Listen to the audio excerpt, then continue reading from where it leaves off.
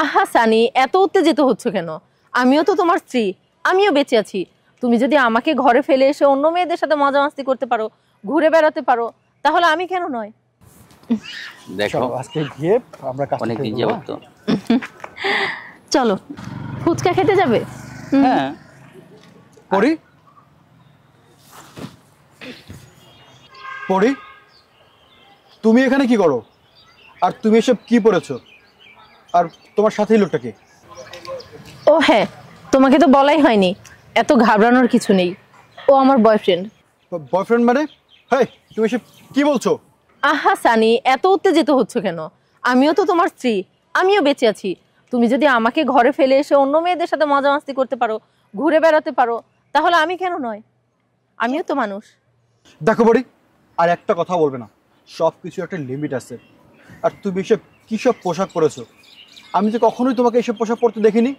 আমি হাজার বার বলার পরেও তোমাকে এসব পোশাক পরাতে পারিনি। আর তুমি কিনা আজ এসব পোশাক পরে বাইরে চলে আসছো? হ্যাঁ, এটার জন্য তুমিই দায়ী। আজকে যে পোশাকে তুমি আমাকে বাইরে দেখছো, এটার জন্য শুধুমাত্র তুমিই দায়ী। ঘরের বউ হয়েছিলাম তো তোমার ভালো লাগেনি।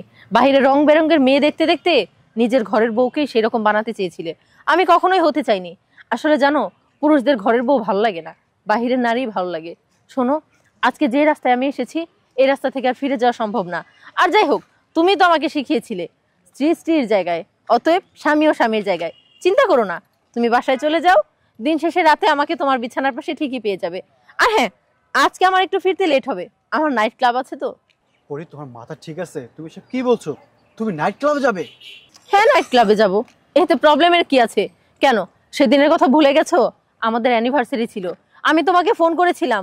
তোমাকে আমি সকাল সকাল বলে দিয়েছিলাম যাতে করে তুমি তাড়াতাড়ি ফিরে আসো। আর তুমি কি করেছিলে? অফিস শেষ করে বাসায় না এসে নাইট ক্লাবে গিয়েছিলে। আর আমি তোমাকে ফোন দিয়েছিলাম, একটা মেয়ে আমার ফোন রিসিভ করে বলেছিল তুমি নাইট ক্লাবে মদ খেয়ে অজ্ঞান হয়ে পড়ে আছো। তখন আমার ঠিক কেমনটা লেগেছিল। আজকে এই সব কিছু দেখছো, এই সব কিছুর জন্য শুধুমাত্র তুমিই দায়ী। যা করেছো ভালোই করেছো। এরপর যদি তোমার সংসার করতে ইচ্ছা হয়, তাহলে আমাকে নিয়ে এভাবেই সংসার করতে হবে। আর না চাইলে তুমি আমাকে ছেড়ে দিতে পারো। পরি, তুমি সব কি বলছো? দেখো, আমরা দুজন দুজনাকে ভালোবেসে বিয়ে করেছি, আমাদের সংসারটা কত সুন্দর চলছে। আর তুমি আজকে না এইসব পোশাক পরে রাস্তায় পরপুরুষের সঙ্গে সময় দিচ্ছ? আমি না এটা কোনোভাবেই মানতে পারছি না। পরি, আমি ভুল করেছি, তুমি আমাকে ক্ষমা করে দাও। দেখো, এমন ভুলটা আমি আর কখনোই করবো না। ঘরের বউ ঘরে ফিরে চলো, আসো। যাক, তুমি যখন তোমার ভুলটা বুঝতে পেরেছো, তাহলে আমিও সত্যটা বলে দেই। আসলে ও আমার বয়ফ্রেন্ড টয়ফ্রেন্ড কেউ না। শোনো। কি রে বড়ি, এতদিন পর ফোন দিলি যে? আর এ কি পরছস?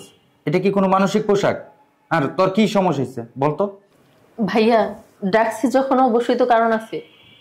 আর আমাকে যে পোশাকে দেখতে পারতেছো, আমি এখন থেকে এইগুলা পোশাকই পরবো। কারণ এই পোশাকের জন্য আমার হাজবেন্ড আমাকে ঘরে রেখে বাহিরের মেয়েদের সময় দেয়। জানো ভাইয়া, আমার স্বামী না পরকীয়ায় জড়াইছে। আর আমি চাই সেইখান থেকে ওরে ফিরায় আনতে। তুমি শুধু আমাকে একটা হেল্প করবা ভাইয়া। তুমি আমার প্রেমিক সেজে আমার সাথে ওর অফিসের সামনে যে রাস্তাটা আছে সেইখানে বসে থাকবা। তোমাকে আর কিচ্ছু করতে হবে না। দেখ বোন, তোর আমি খালাতো ভাই, আমি এই কাজটা পারবো না, তুই অন্য কাউকে দিয়ে করা।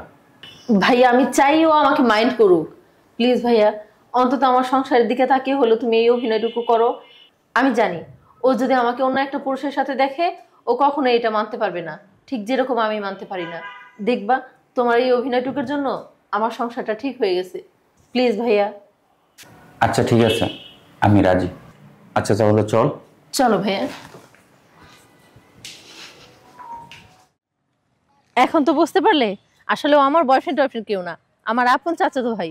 শুধুমাত্র তোমাকে ঘরে ফিরিয়ে আনার জন্যই এইসব কিছু নাটক করেছিলাম। আসলে ভাইয়া, এটা পরে যখন বলার পরে শুনলে নিতে কথাগুলা, হ্যাঁ, তারপরে বললাম এক কাজ কর, কিন্তু আমরা দুজন কিন্তু আপন চাচাতো ভাই বোন, এটা তো শুনলেনি। কিন্তু ভাইয়া আন্তরিকভাবে দুঃখিত, এই জিনিসটা আপনাকে ফিরে আনার জন্য আজকে এত কিছু করা। আপু, আপনি আমাকে ক্ষমা করে দেবেন।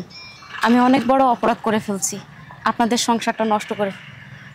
যাই হোক, আপনারা ভালো থাকবেন। আসি আমি।